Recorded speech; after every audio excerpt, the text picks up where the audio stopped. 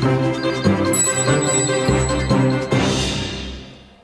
Senate Committee on Media and Public Affairs Chairman, Senator Yemi Adaramodo, joins us now to discuss the events of today at the Red Chamber. Thank you so much for joining us. And I mean, thankfully, you can have a smile on your face because that was a scary moment, you know, when the world, I mean, watched, you know, the ministerial nominee, you know, go down. But thankfully, he's doing just well.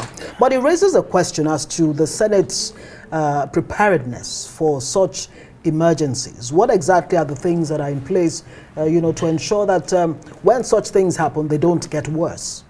Well, number one is that the nominee was actually very exhausted, and then it can happen to any person.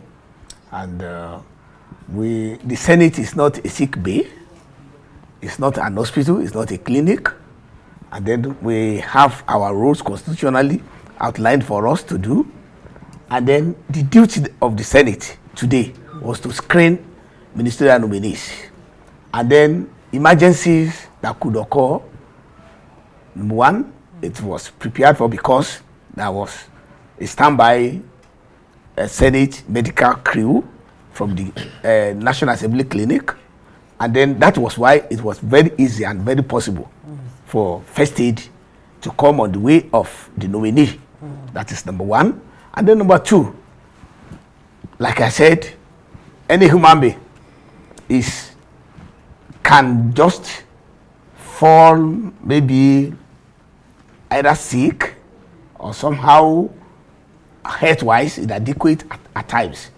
And even after the few minutes or the months getting exhausted and then feeling so somehow not well for a while, then when it did not even faint, we noticed that the man was not kicking the way he should have done as a man, and then immediately help came to him. And then when help came to him, just few minutes, he was back to his feet. And then he even wanted to continue. But the Senate said, look, you cannot continue. You have already started talking. You have presented your resume. You have presented whom you are and your identity, and then what you can do, especially when we read through what he presented as his CV. And then he is not an unknown person. He had been a secretary to the government of Kaduna State for upward 6-7 years, since 2015. And so he was a tested person.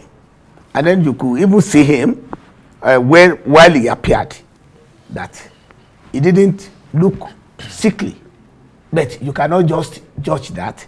But because he said he had been so busy, he had been in office for at least throughout this week, then the issue of nomination came in for him, and then he had to do some needful, that is, some screening from the security.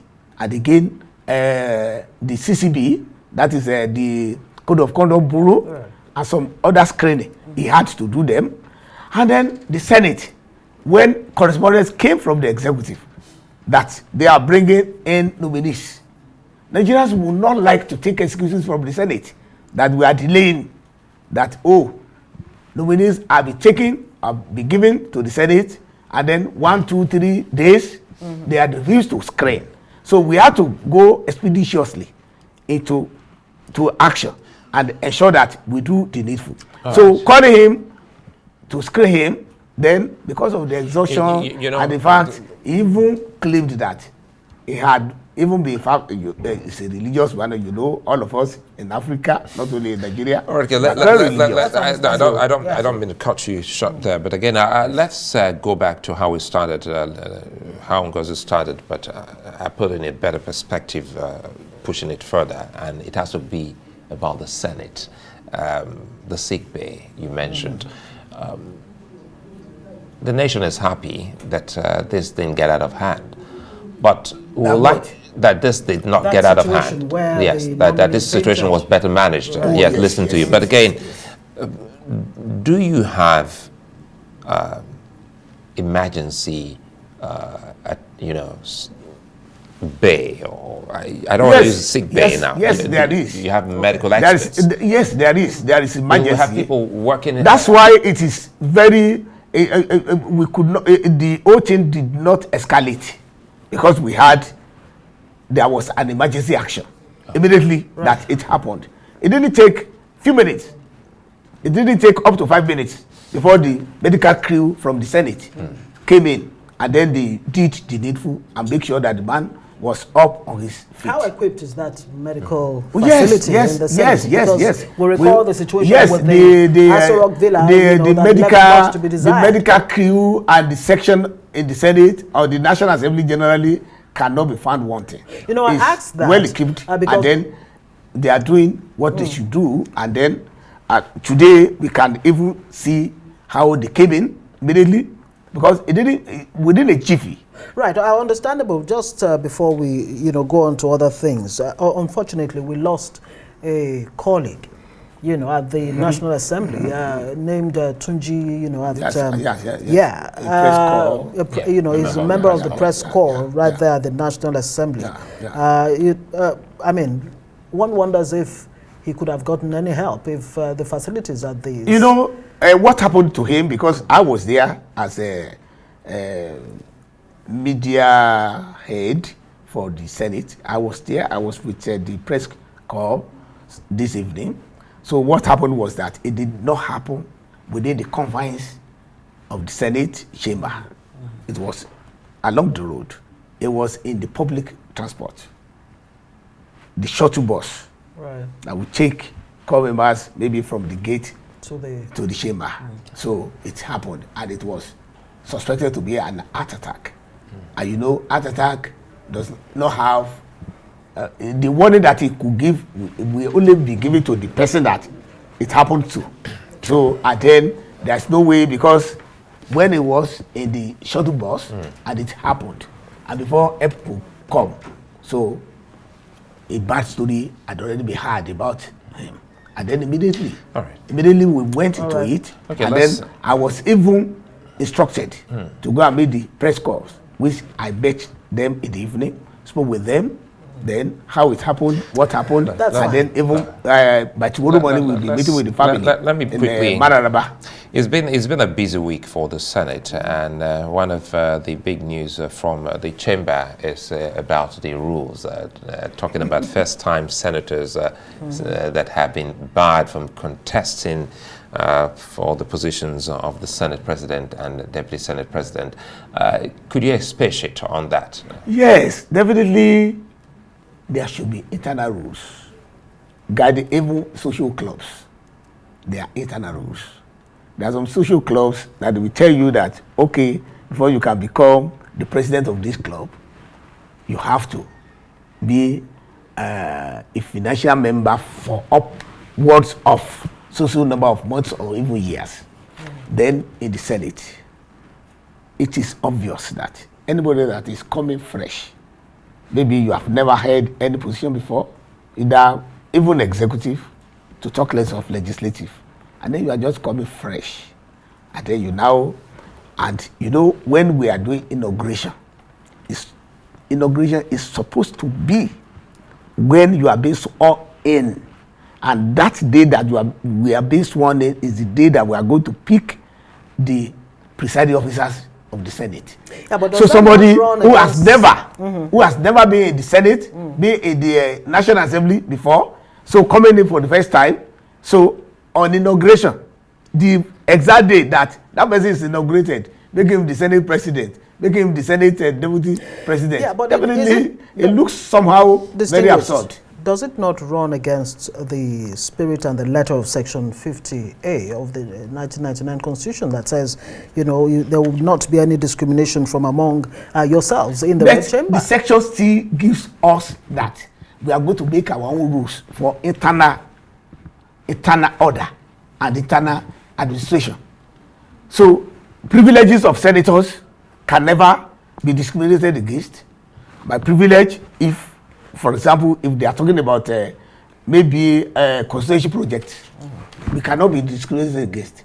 For me to have other things that the senators, each senator will have, so you cannot be discriminated against. But when you are talking about internal affairs, because the section provides that the Senate shall even set its own rules that can guide about the internal affairs. That can guide its internal matters. So the internal matters is about picking Senate President, picking Senate Deputy President, because every senator is equal. That is why we call the Senate President primus inter pares. Yes. Right. Yes. Primus inter pares. That is first among equals. Everybody, because you don't contest.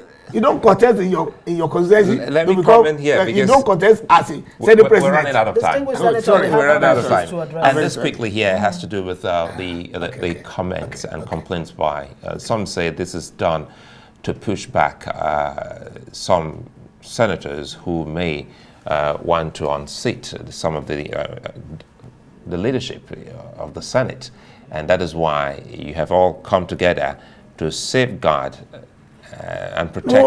That argument does not hold. Do you know why that argument does not hold? Is that once you are already sworn in and you have now spent months and maybe years, you are no more a newcomer. So definitely the issue of pushing out somebody or not pushing out somebody does not even arise. But the thing is that at inauguration, if you are fresh, you should give way to somebody who has experience, who has been there, who, you know, apart from the Constitution, we have guidelines that guide us. We have the rules. We have the orders.